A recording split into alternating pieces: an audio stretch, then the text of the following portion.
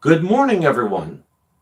Welcome to this morning's Sunday broadcast, Self-Deception and Discernment. For anybody watching this 10 years from now, today is January 29th, 2023. The things that I say today may be changed over the next 10 years because we all grow, we all mature, we all progress. But what I am saying today is the core of how I practice and how I teach in my magical journey. Self-deception and discernment. I'd like to point out that I placed it in that order because self-deception is the problem. Discernment is the cure, or at least the safeguard, if not a cure. The reason I chose this particular topic today, the reason I chose the topic for today is that when I was coming up, the occult literature that I read when I was coming up, it was all about discernment, keeping away self-deception, keeping away flights of fancy, how to avoid them, how to overcome them. But what I hear now, what I see now, that's almost non-existent. Now, maybe I'm listening or reading the wrong people. That could be the issue. But at the very core, this is integral and essential to a magical practice. In fact, in Victorian Anglosphere occultism, it was considered the first step on the point of return, the virtue of the Sephira Malchus. Now, I personally believe that humility is the first step. It's associated with the first joyful mystery. I use the rosary, the 15 mysteries of the rosary, instead of the tree of life. So that's how my charting is done. And I also believe that humility is necessary for discernment. Because if you can't get over yourself, if you can't get over your ego or your biases and so forth, you're going to lead yourself down a false path. That's just how it works. Not getting over yourself, being stuck on your ego, it's how we get solipsism. It's how we get narcissism. It's how we get pretty much every kind of ism that ultimately leads people to ruin, especially when it comes to spiritual or magical practice. So what is self-deception? I don't think I need to elaborate on that too much. It's when we deceive ourselves. It's exactly what it says on the tin. Are we all guilty of it? Yes. Does it only happen in our magical life? No. We can deceive ourselves in any area of our lives. In our emotional life, in our mental life, in our spiritual life, and in our day-to-day life here on the physical plane. A really good example of that happened next door to me over the past summer, and I'm only now just finishing it. Only now just getting past it. Here's what happened. There was a situation with the next door neighbors, and one neighbor's cousin, she moved in. Well, the original neighbors, they left. Actually, one passed away. They were a couple. One passed away. The other just abandoned the place. So the cousin was still there. Really nice lady. We would work on cars together. We would hang out. Things were great. She seemed like, yes, I wouldn't mind having her as a neighbor. So there was miscommunication with the landlord. And one day I'm coming back from an appointment, and the landlord's workers are right there. They're about to clean the place out. So I get on the phone, I call her, and I'm advocating for her to, I wasn't full throttle advocating, but I was saying, look, she may be a really good fit. And the landlord, he went for it. She signed on the dotted line. Well, next thing I know, she wasn't there. She was never there. She was subletting to another person. She was subletting to another person for like $400 a month. Rent wasn't getting paid. So here she is. I don't know where she is. I haven't seen her, talk to her since September. I don't know where she is. This other person, he's in the building. It's actually a freestanding house. It's right next door to mine. He's in the building. He thinks that he's okay because he is paying her money, but the landlord's not getting any rent. So eventually, he goes and files the eviction paperwork. Eviction paperwork goes to court, had no idea that she wasn't in the house. So she basically played everybody. She played me, she played this man that she was renting to, and she played the landlord. The past week and a half has been a bunch of drama over this, which is finally gone. Now, you may think, but she pulled one over on you, Jason. You didn't deceive yourself. That is absolutely wrong. I did deceive myself. Because whenever somebody's trying to pull something like that, there are always tells. Now, some people are so good that that won't happen. But there are always tells. In my case, the big tell was, we're working on a truck at one point. I left my tools over there. And she claimed them as her own. Now, it was like less than $10 worth, so I wasn't worried about it. But that should have been a red flag in my mind. Okay? Now, the gospel says, the person who is faithful in small things is also faithful in greater ones.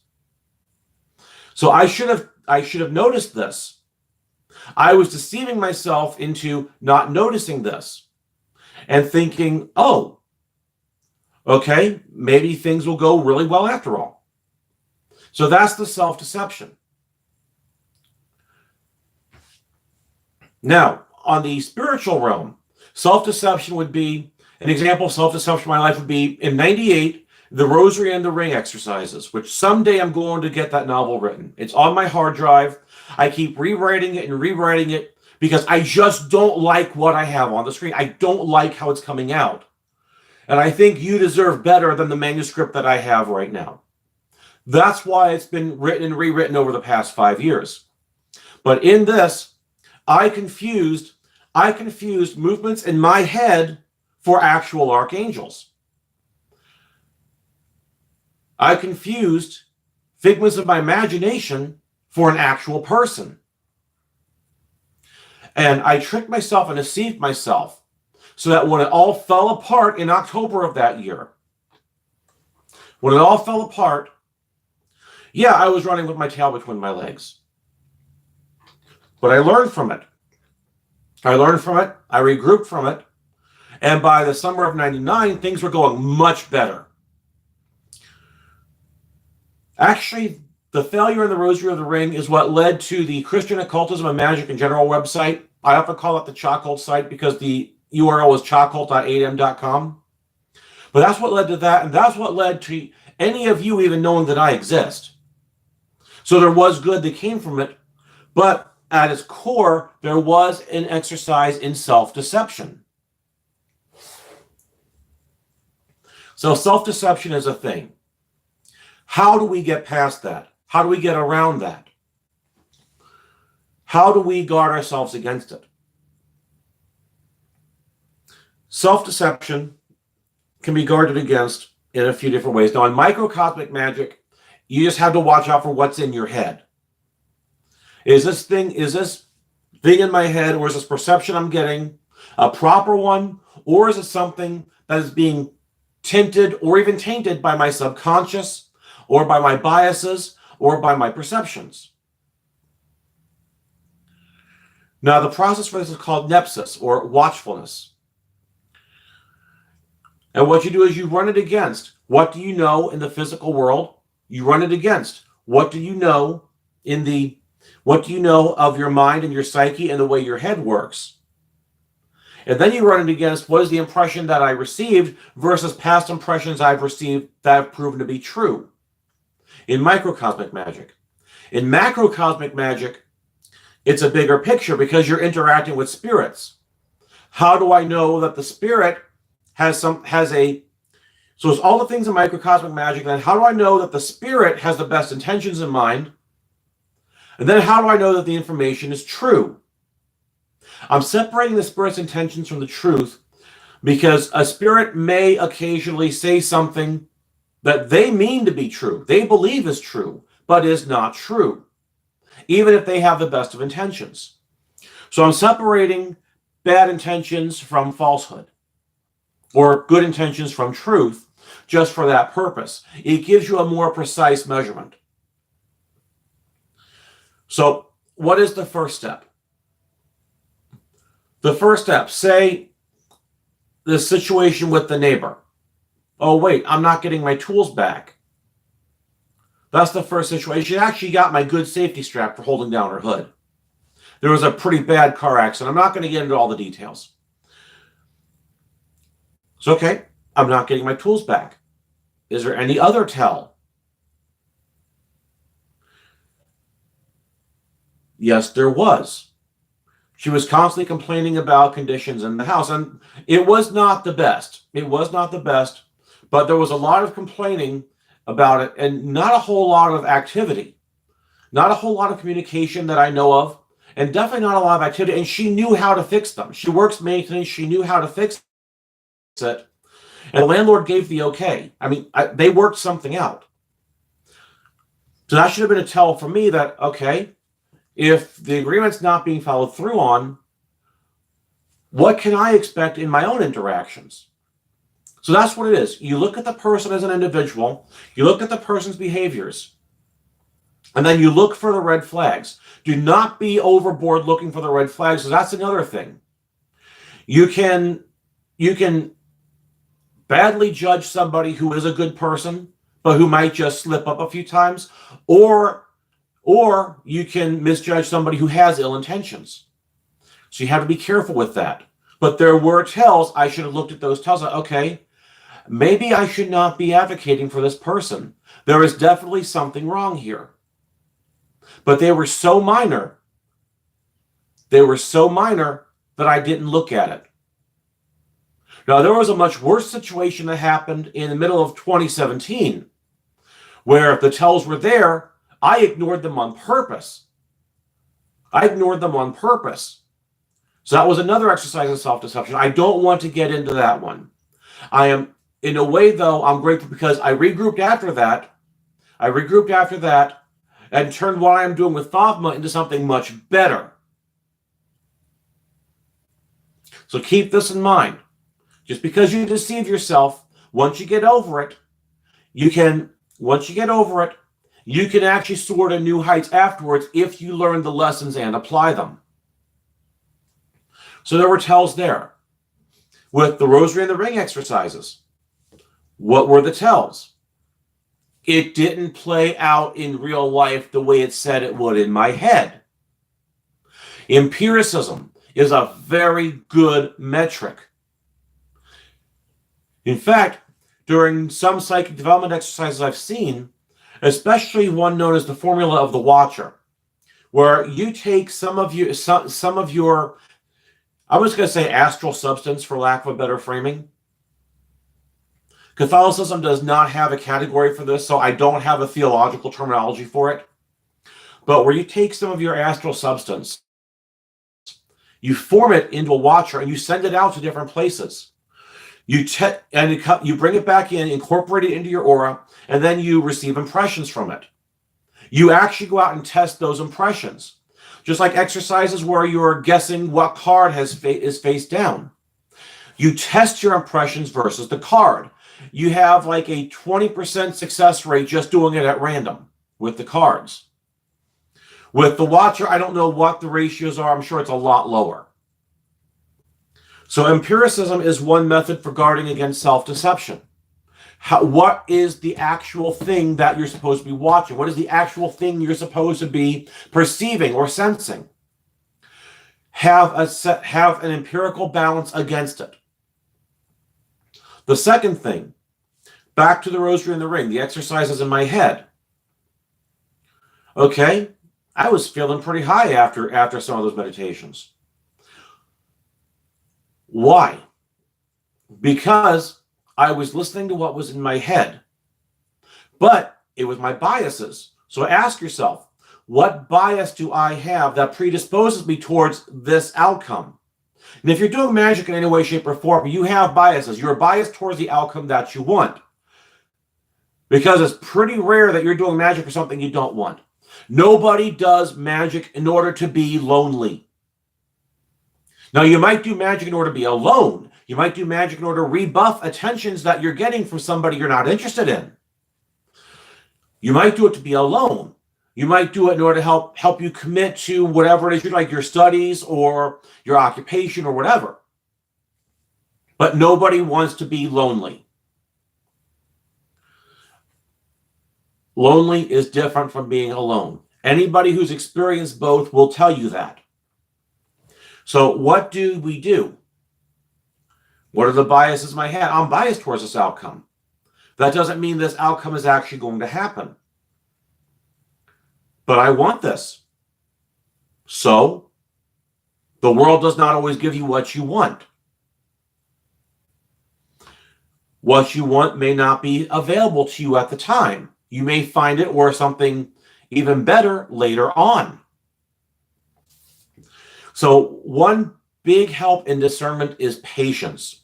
Some emotional distance between yourself and your desired goal. My take on magical work, and this has worked very well for me, is win some, lose some. And then, what also can help is, and I have mentioned this before in How to Pray the Rosary and Get Results, the 7 keys of effective prayer.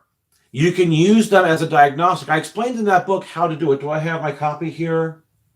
Shame on me. I don't. I've got it on the shelf over there, and I'm not getting up to get it. The 7 keys, you can actually run through the keys like a recipe, because it is a recipe. You can run through the keys, and you can say, oh, wait, this wasn't in play. This wasn't in play. Love of God, were you doing it? Was God's glory a part of your goal? Oh, wait, no, it wasn't. Or love of self. Oh, wait, I was being selfish, not self-loving. Love of neighbor. Oh, I definitely wasn't doing that. You can work through the keys and use that as a recipe and basically troubleshoot it. When you do that, that will help you discern, was this something that was in your head, or was this something that had a chance of happening to begin with? Another thing is humility. Now, in the 15 Mysteries of the Rosary, the first mystery has a spiritual fruit of humility. That's your first fruit. And humility is the first step on the path of return.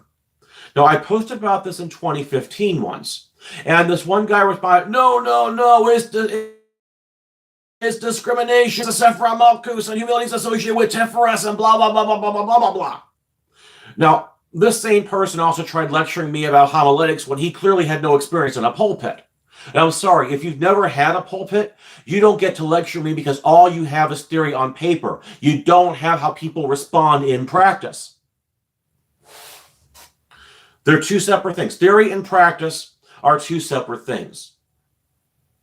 They go together. They're tightly knit. But what happens in real life is not always what happens on paper. I did quickly find this guy was a know-it-all, so I didn't bother responding. However, here's the thing. Discernment. Now, the older occult texts use the word discrimination. I don't like that word. I don't like using that word because in modern English, discrimination is something that will get you a lawsuit. We're talking about how to tell one thing from another thing. So I prefer the term discernment, which is also more classically used in Christian literature. But humility is the first step. Getting your head out of your rear end is the first step. And since the guy was talking about Kabbalistic references, in Hasidic Kabbalah, the Chokas HaNefesh, the spiritual power of the Sephra Malchus, is humility. So it's there. It is there. With that in mind, getting over yourself. Humility is not being a doormat. It's not being a doormat. It's not being self-hating like we see in the writings of some saints. Teresa of Avila's Interior Castle is really big on calling herself a worm and calling herself low and all that. I mean, there is humility to be found in there. But when you're constantly self-deprecating, you're actually hurting yourself more than you're helping yourself. Like, it's a fine line. So what we do is we get over ourselves, we learn ourselves. And with that ability, of not letting our biases or our pride or our self-image stand in the way of our perceptions, we are then able to discern more. Is this perception real, or is this perception a figment of my imagination or an artifact of my subconscious? In microcosmic magic, that's the most that you really need to do. In macrocosmic magic, is the spirit looking out for my best interest? Is the spirit telling the truth? Is the spirit seeking to help me or hurt me? That's an additional factor of macrocosmic magic. Now, by spirit, I am including elementals. I'm including the souls of the departed. I'm including pretty much anything that is any entity that is non-physical or not entirely physical. I'm just using it as a blanket term because it's easier to say one word than it is to say 10 every time I mention the concept. Okay, so with that in mind, the rules for discerning. This is very common in macrocosmic magic. It's necessary. It's found in the literature of mysticism, and it is found in the literature of exorcism. You'll find this more in the 17th and 18th centuries is where you really found a lot of this coming out. Most of what came after that is like a regurgitation or a condensation. The most you see about discernment in the Roman ritual, it's found in rubric number 3, just the signs between spiritual actual possession versus an illness. That's the most that you find. The 3 signs with the implication of a 4th. Unusual strength, knowledge of distant or unknown events, speaking unknown languages, and the implied 4th is the fear of holy things. So, I also put on my glasses so I can see what I'm about to read to you. So the rules for discernment of spirits, you find them in St. Ignatius of Loyola's Spiritual Exercises, where he says there are 3 movements. The movement from inside me, from inside my mind, the movement from the good spirit, and the movement from the bad. He gives a number of rules for discernment.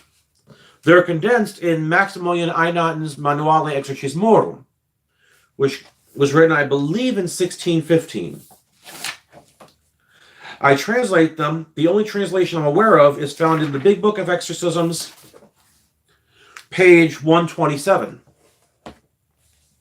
I'm not going to read the whole thing to you. But he says, although the gift of discerning spirits does not belong to everyone, yet granted to some by way of some people have it because of a special grace, it should not be denied that good spirits can return by way of God's permission, and sometimes they do, because Scripture bears witness of it. And Scripture bears witness of it. St. Gregory witnesses this in his dialogues. And then he gives 8 rules for discerning an evil spirit, whether or not the spirit is evil. Interpret that word however you see fit.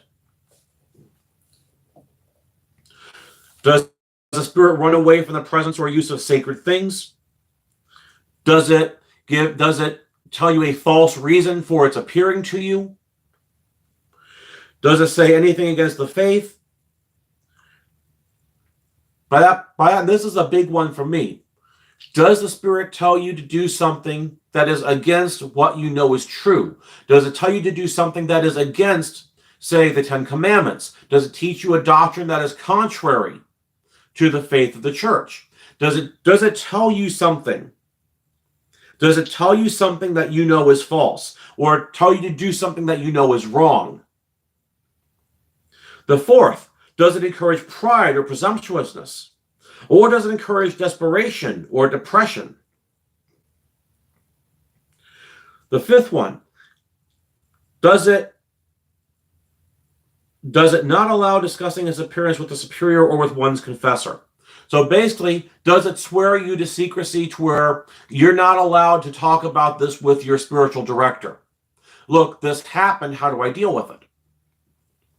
The 6th, does it appear in a foul form or go with a fetid smell, noise, horror, or does it break things? That one's kind of iffy for me. It's kind of iffy. I've never had a situation where that's happened. But it is kind of iffy because even the devil may appear as an angel of light. They know how to mask these things. So this one's, it may be telltale for maybe a dumb spirit, but not for a smart one. Seventh, does it ask for help with some matter and then come back on some frivolous occasion? Eynatten's talking about the souls of the dead, where they'll come back one time later to say thank you. That's not exactly true, especially if you have a relationship with a particular ancestor. That's a whole different ballgame. So it may apply in the context of what he's talking about, namely exorcism, but it doesn't apply in the concept of macrocosmic magic. Lastly, does it show courtesy when it approaches, but afterwards does it leave behind grief, desolation, turbulence of the emotions, darkness of the mind? Now that's actually a really good one. The reason that's a good one is we've seen this even with human beings, living human beings. Like, oh yeah, I'm so glad that you called. Like, somebody that something's up with them, but they can make you feel so good when you're talking to them. But afterwards, what did I just get took for? It's like that. Like, there's always some doubt. There's something wrong. You feel terrible after you talk to them. Ben Bissell talks about this in his Dealing with Difficult People. It's like this really thin book. You can read it inside of an hour, but it's got a lot of great information in there. Where difficult people will rob you of your time and energy, and other people experience them the same way. That's a lot like that here. When you're dealing with an entity that is trying to take advantage of you or does not have your best interest in mind, they may be really charismatic, they may be great when you talk to them, but afterwards, you're going to have some doubts. You're going to have some doubts. Something is wrong.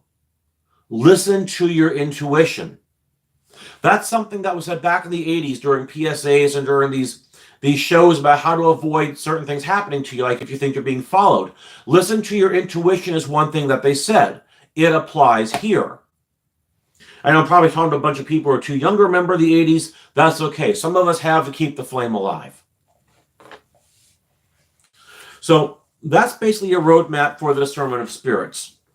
It's a good condensation. I actually think that Eynatten's version is better than Ignatius's version for the simple reason that it's more concise. Whether it's objectively better, I don't think one's objectively better than the other. Eynatten was a Jesuit, so he was borrowing from Ignatius's model. But that's like a quick thing for how to discern a spirit. 8 little rules. With this in mind, we have a floor map for discernment. But what does discernment bring you? You're constantly on the watch. It can wear you out.